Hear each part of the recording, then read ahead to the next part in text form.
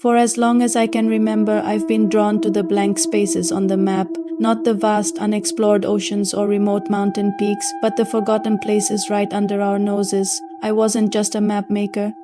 I was a cartographer of forgotten places. My job was to chart the stories left behind in abandoned buildings, ghost towns, and overgrown ruins.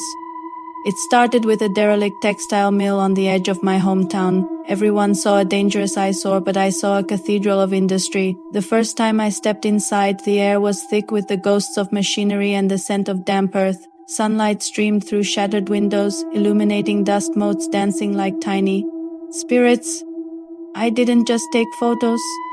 I sketched the layout, noted the rust patterns on the looms, and imagined the cacophony of 1,000 spindles turning at once. That was my first map, not of a place, but of a memory. From there, my obsession grew. I spent weekends crawling through the skeletal remains of a sanatorium in the mountains, its hallways still echoing with whispers of hope and despair.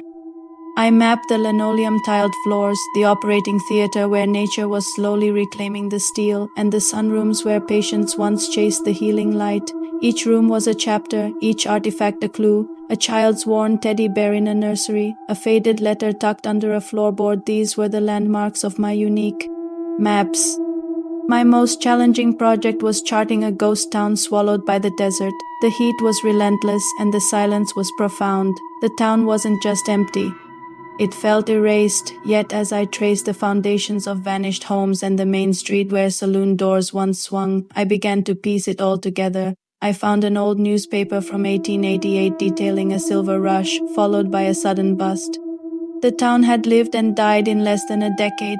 My final map showed not just the layout of the buildings, but the flow of fortune and the abrupt halt of a community's dream. People often ask if it's scary being in these places alone. Sometimes, yes, but it's not ghosts I'm afraid of. It's the thought that these stories could be lost forever. Every place has a pulse, a rhythm of its past life. A collapsed barn in a forgotten farming valley tells a story of harvest and hardship. A decommissioned lighthouse on a rocky coast speaks of lonely vigils and saved lives. My maps were my way of preserving these silent histories.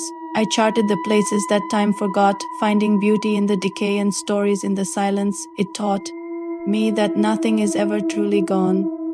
The echoes remain, waiting for someone to listen. We're all living on a map layered with countless stories from the past. You just have to know where to look. Maybe there's a forgotten place near you, holding a story that's waiting to be told. All you need to do is start drawing your own map. Thanks for watching, and if you enjoyed this journey, be sure to subscribe for more adventures into the forgotten world.